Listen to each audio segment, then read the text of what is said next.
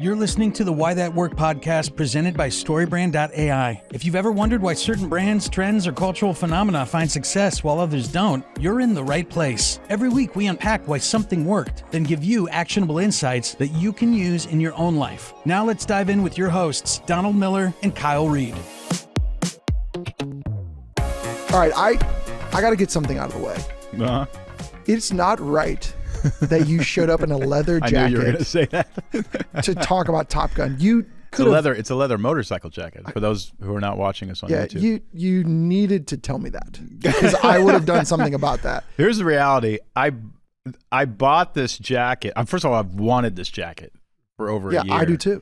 But because we are filming an episode on Top Gun, it gave me the chance to write it off. So that's why I'm wearing this jacket. Well, we're not here to talk about clothes, though I know you want to. We should talk about why clothes work. Why they work. A whole episode on why people should wear clothes. Human beings as a species is the only species that wears clothing. I've got serious thoughts on that. Okay. I'm actually not kidding. We're going to do an episode on clothes. We'll come back to that. But today we're talking about unrelated Top Gun Maverick. Great movie. Why did it work? Okay, I got to say this. I saw it in the theater, and I loved it. And my fishing buddies, we call ourselves the Lions because we're dorky, we all go to the Indianapolis 500. That night, we get back to the Airbnb, and Top Gun is playing at the local beer and pizza theater.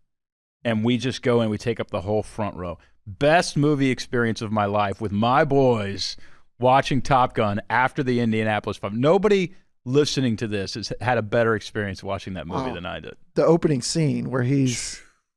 But it worked. It worked because the movie's awesome. It worked. But also, what are the stats on that? The numbers are crazy. Okay. So I was looking this up.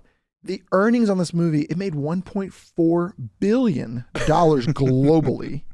That's what it cost 10 years ago to build AT&T Stadium. And this movie, and this movie made that.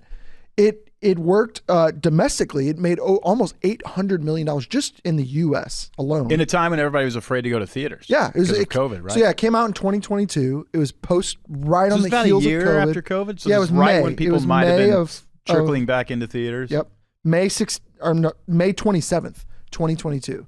So the original came out May 16th, 1986. How old were you? I wasn't born yet. I was... I think I must have been, I graduated high school in 1989, and I was 17 when I graduated. And 17, 16, 15, 14. So I was 14 years old. 14 or 15 Did you see it in theaters? Do you remember? That is so hard to remember. Almost certainly I did, because there wasn't any other way to see it. Yeah. It wasn't on TV. There was no VHS. Yeah. I don't think back then. Maybe there was.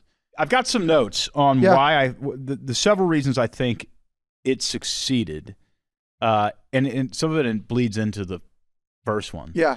That was a, top 5 movie of my sort of childhood would have been Top Gun. Yeah. And I mean, so statistically it worked. Yeah. But why else did it work, you think? I think a couple things. One is like Tom Cruise's strategic choice of roles. Okay, look back over his films. Risky Business is his breakout. And probably the first film he did, right? 1983. I can't think of anything before that. The Color of Money, Rain Man, Born on the 4th of July, nominated for Academy Award. Jerry Maguire, a little bit more poppy, right? Mm-hmm. Magnolia, one of the greatest movies ever made by Paul Thomas Anderson. And I've never seen it. It's okay if this podcast episode goes like 7 hours. Yeah. I'm watching that movie. This was back in the age when I weighed 350 pounds, and I numbed out with candy and movies, and it shaped my brain in order to tell stories. Not worth, by the way, the heart condition you might end up with. Gained. And I'm sitting there, I'm 2.5 hours into Magnolia, and I have no idea where this movie is going. And I'm about to walk out, and something happens in, it's the Deus Ex Machina moment, late, probably middle of Act 3. Act 3 is typically very short. Something happened that I'm not going to tell you about that made everything in the previous 2.5 hours feel absolutely revolutionary and brilliant. But God enters the machine in an otherwise completely non-supernatural film. And all of a sudden, everything is tied together. And I literally sat there thinking, this is probably one of the greatest masterpieces of film that's ever been created. I've got my homework. Anyway, all right, he does that. I'm going to go watch that. He does Eyes Wide Shut. Mm-hmm. I remember that. And then he pretty much never does a movie that would get him an Academy Award ever again. What he does is Mission Impossible in 96, Mission Impossible 2 in 2000, The Day After Tomorrow, fantastic movie, 2004, Mission Impossible 3, 2006, Mission Impossible Ghost Protocol 2011, Jack Reacher, he does 2 of those in 2012 and some other date, Mission Impossible Rogue Nation, Jack Reacher Never Go Back 2016, Mission Impossible Fallout 2018, Top Gun Maverick, blockbuster, Mission Impossible Dead Reckoning Part 1, the best one ever, by the way. Yeah. It's the first part of a 2-part series. Mission Impossible The Final Reckoning. None of those he knew going into it would get him any sort of Academy Award, but he changed his strategy. And I think one of the reasons this film succeeded, you have to go back to the underpinning of the guy who made it happen, which is Tom Cruise. He decided he wanted to be and stay a global superstar. Yeah. He did not want critical acclaim.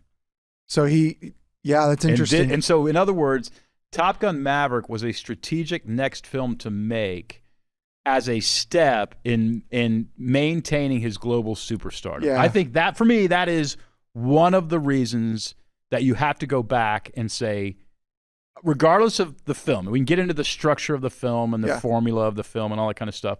It's the dude who decided to make the film and what was going on in his strategic career and the way he was building his career that I think is part of it. What's interesting about Tom Cruise is, you see your favorite actors in movies and they're playing a role, and then you see them outside of that role and you go, oh, that's not the same person. Yeah. Tom Cruise is one of the few people who I go, that is who he is. Now, I'm very curious about this.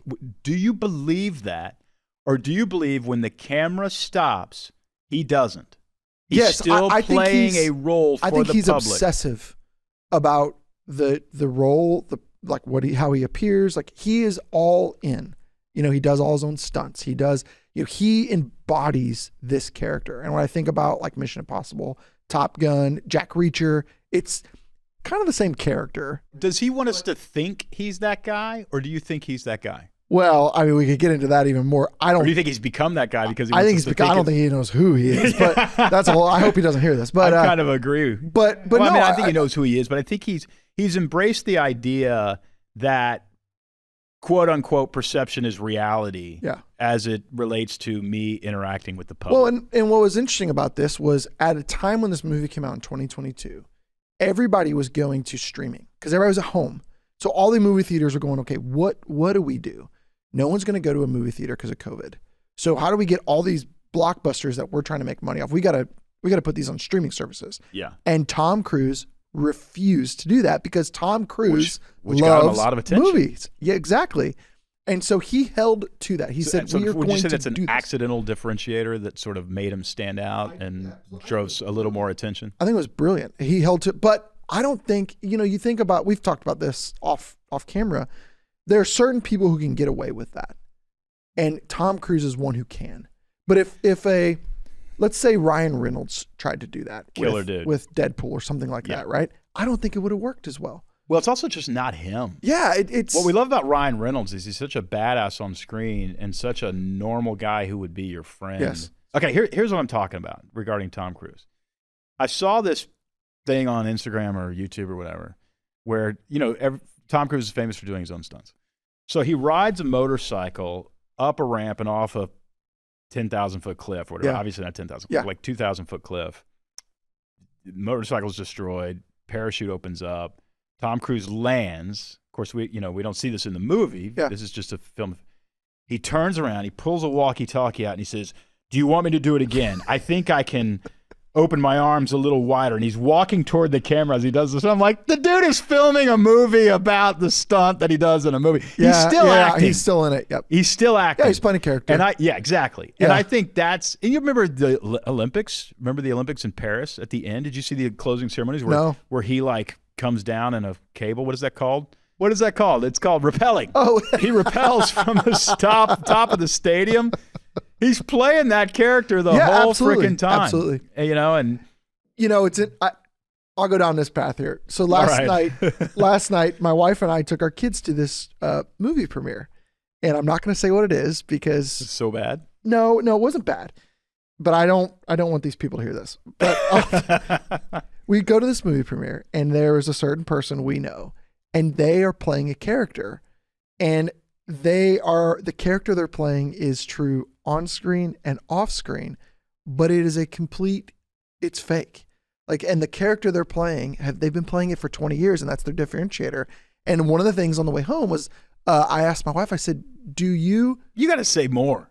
Are they playing like a cartoon character, or are they just like a charismatic version of themselves? They're playing a character of where they came from. If I give too much away, you'll know what it is. Okay, got it. They're playing a character, and I go. So they're the billionaire who came from nothing, who's still pretending to be the person who came from nothing. Yes, and so you get, but it gets to the point where you go, are they still playing the character, or has it become them so much that they don't even know that they're playing a character anymore, that they've taken the persona? So Tom Cruise, I wonder that about Tom Cruise's sense of like, when did that start? When did he figure that out?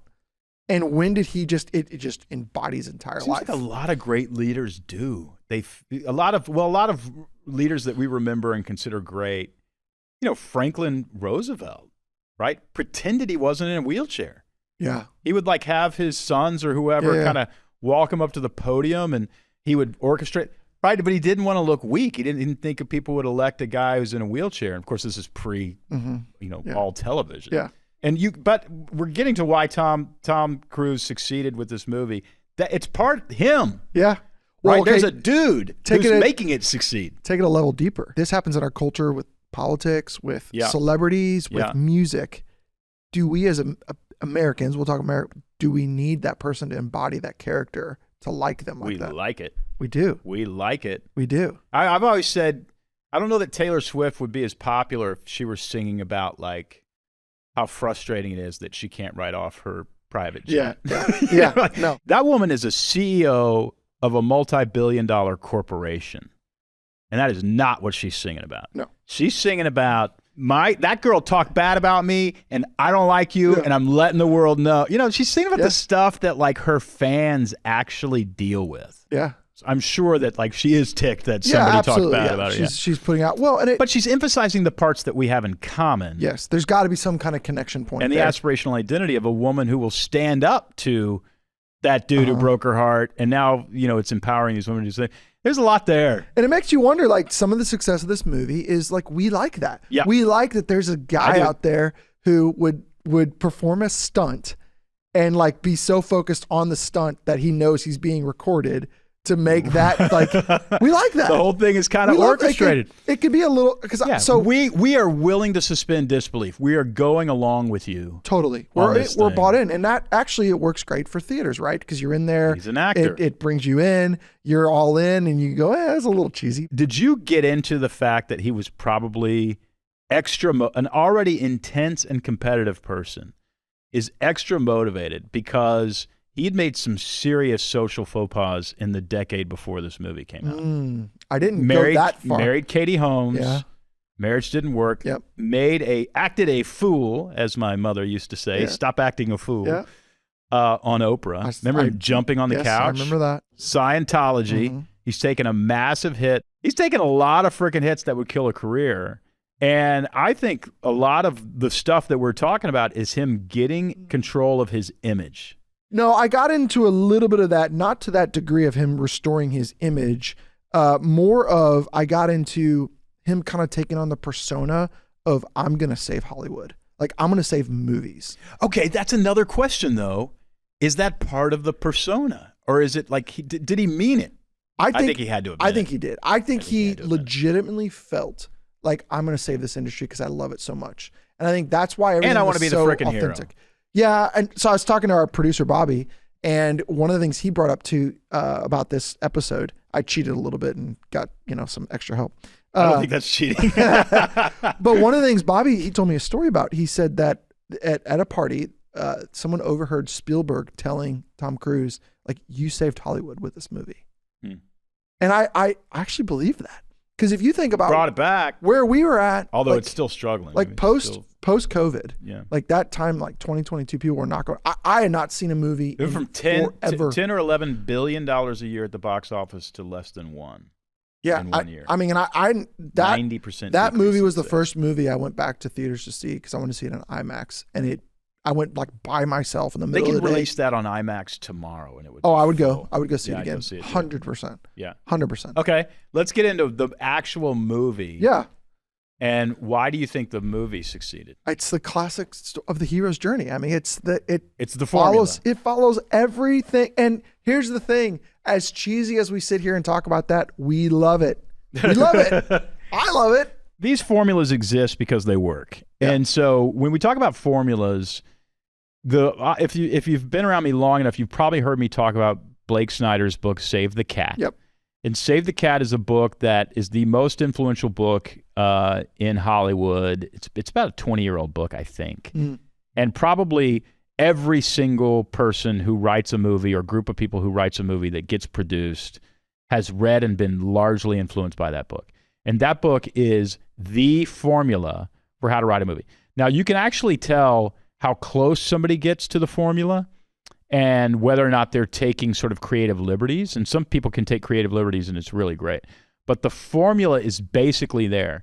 And I would say I've never seen a movie except for Toy Story 2 that was more on point with Blake Snyder's, it's called a beat sheet. Okay. And Toy Story 2 is one of the greatest movies ever, greatest screenplays ever created. And so these stories are all sort of like metaphors and myths around, what Joseph Campbell would call the hero's journey or pathways to bliss. What Blake Snyder did was he actually said, okay, I'm not a philosopher, but let me tell you what to do if you really want to write a great movie. The first thing that has to happen is this. And then the second thing that has to happen is this. And literally, like if you go through the beat sheet for Blake Snyder's Save the Cat, which is the book, it is things like, it is things like opening image, right? Theme stated, the setup, the catalyst, the debate, the break into Act 2. The B story is introduced. Then there's a scene of like fun and games. Yep. And then there's the midpoint, which is the midpoint climax. Then the bad guys close in. Then everything is lost. And then there's a dark night of the soul and a great reckoning. And that breaks into Act 3, in which you have the finale and the final image. Yep. Toy Story 2 and Top Gun Maverick use every frickin' beat and pretty much don't add anything else. And what's amazing is as you're reading every beat point, I could picture think it of in your the head. Scenes in my head. Here comes Tom Cruise, on the plane opening to save image. it. Yeah. Maverick works as a test pilot, pushing the limits of experiment. That's the opening. Yeah. Now we know who that dude is. Yep. Then there's a theme stated. The importance of teamwork is the theme of the movie.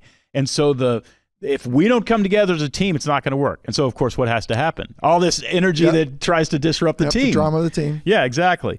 And then there's the setup. We see Maverick's current life and his reluctance to advance in rank due to his rebellious nature. So there's all this antagonism working internally against the characters and against the team itself. And then the catalyst, which is the inciting incident where you throw the hero into the deep end. He's sent to Top Gun school to actually be an instructor where he's got all this bad blood, right? And then the nostalgia back to Goose and his son and just... All right, so we agree on the fact that one of the reasons this thing made $1.3 billion is it is a formula that works. Yes, yep. You just said a word, though, that I think is another reason. Yeah. Nostalgia, absolutely. Yeah. Yep. What's your take on that? Yeah, it's interesting because there's the nostalgia point of, again, we said so I was born in 86, so I did not see the movie. Right. My dad didn't ever take me to see the movie or anything like that.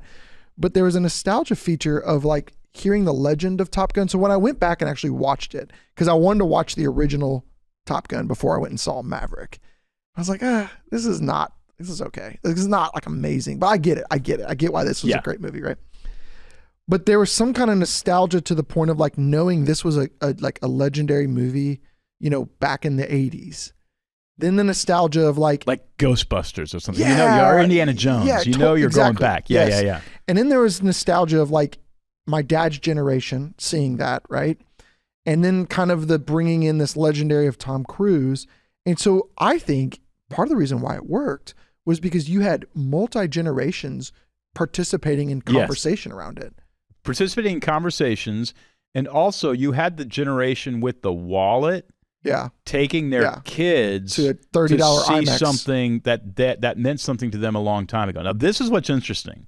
I actually did a little deep dive into just the psychology of nostalgia. Oh, okay. Because why does it work? Yeah. And I think there are several reasons.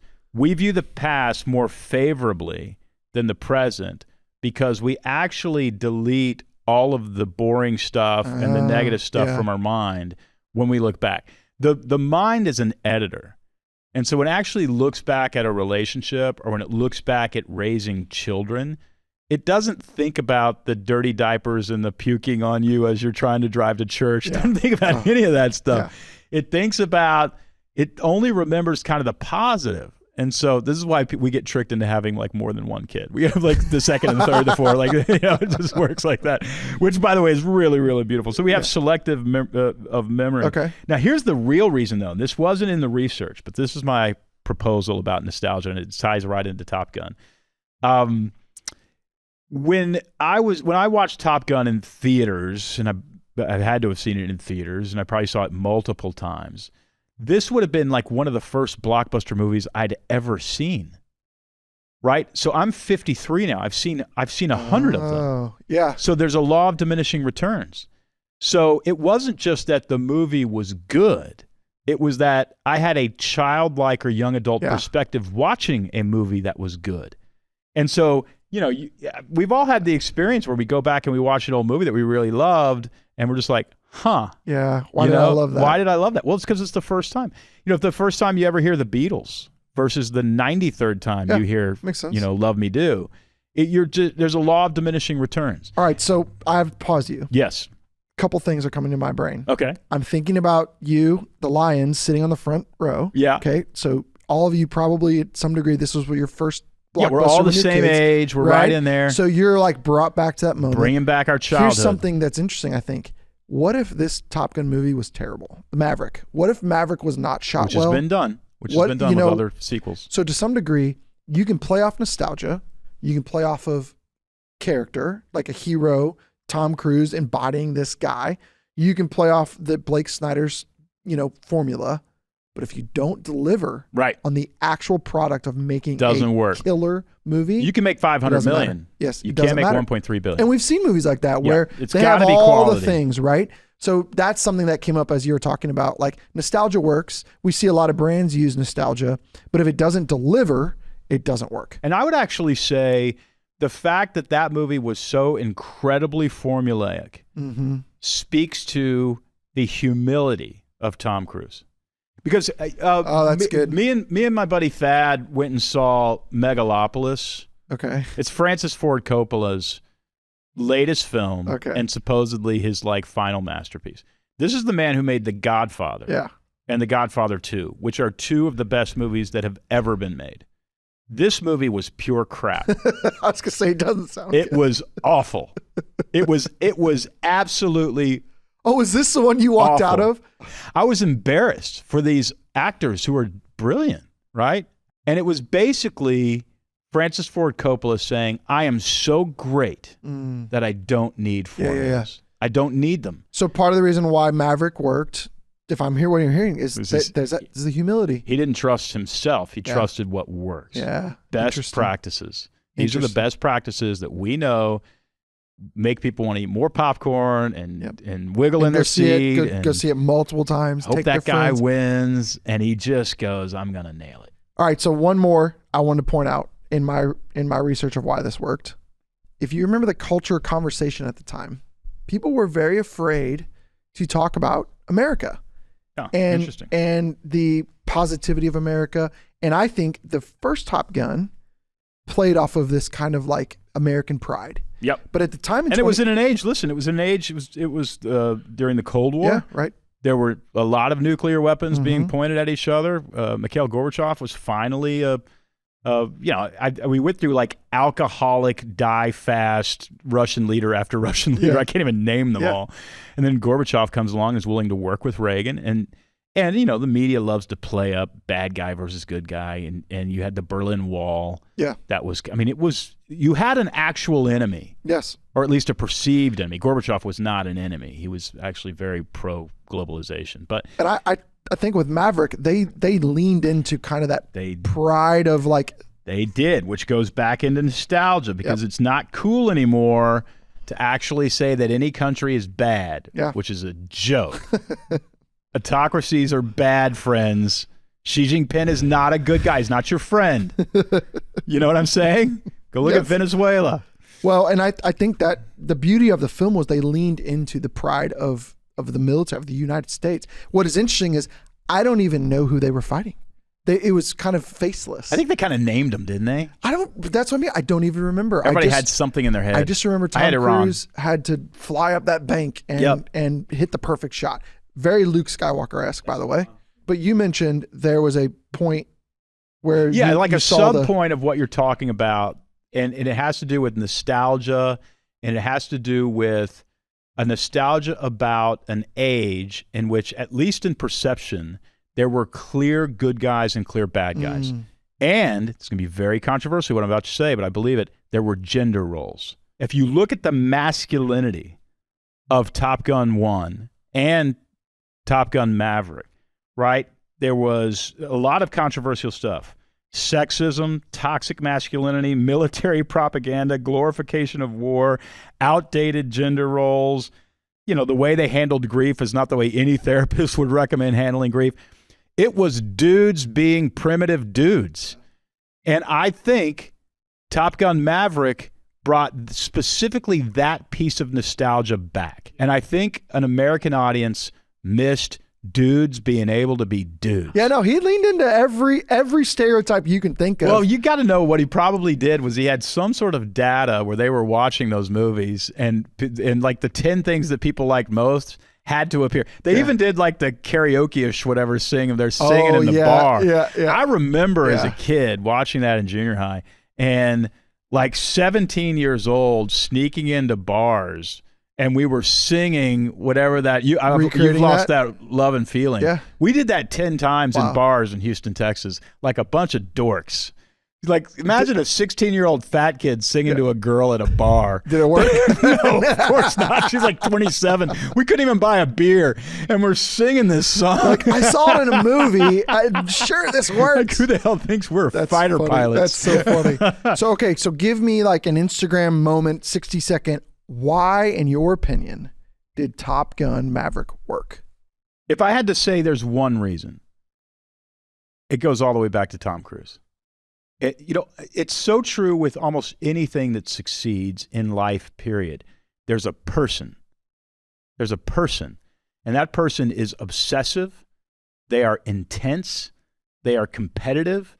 They are strategic. And they are action-oriented. And without Tom Cruise, that movie doesn't exist. And it certainly doesn't make $1.3 billion. Yeah. It's a dude. And I would say that with any... if I was private equity and we're going to invest in some company, I want to say, show me the person, show me the woman, show me the man.